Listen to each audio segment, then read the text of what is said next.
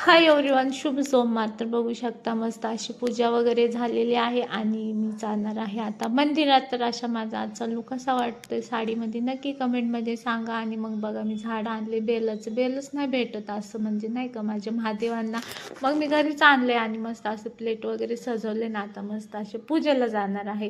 तर असं प्लेटिंग वगैरे झालेले आहे. असा पदर वगैरे घ्यायचा, असं पाठीवर मी पूजेच्या दिवशी तरी घ्यायचं नाही का, रोज नाही तर नाही. पदर वगैरे घेऊन चला मी जाऊन येते पूजा करायला. तर पूजा वगैरे करून आले पटापट. पुरीचं स्कूलचा टाईम झाला होता, म्हटलं ब्लॉगच्या नादात नको पडायला, आपला स्वयंपाक करून घ्यावा. भेंडीची भाजी टाकली इकडं, पुरीच्या 2 तिच्यासाठी चपात्या बनवून घेतल्या. आहो गरम गरम खातात, थंड नाही खाते. मग मस्त तिचा टिफिन वगैरे भरून दिला आणि मग ती गेली स्कूलला.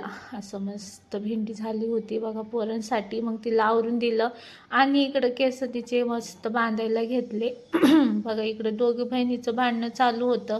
ती हिला काय काय बोलत होती, मग तिचं आणि तिचं बनबन चालूच होती. मग मी तिला ओरडत होते गप म्हणून. असं बघितलं तरी पोरं गप बसायला पाहिजे, एवढा धाक आहे आपला.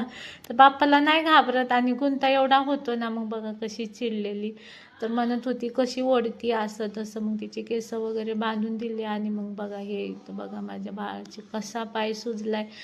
तर ॲक्सिडेंट झालाय तर तुम्हाला मी सांगितलं. मग सगळ्यांचं दिलं आवरून आणि मग मस्त म्हटलं चला आता आपलं थोडं सिरियल बघूया. माझी फेवरेट सिरियल OMG, मला एवढा आवडतो ना पार.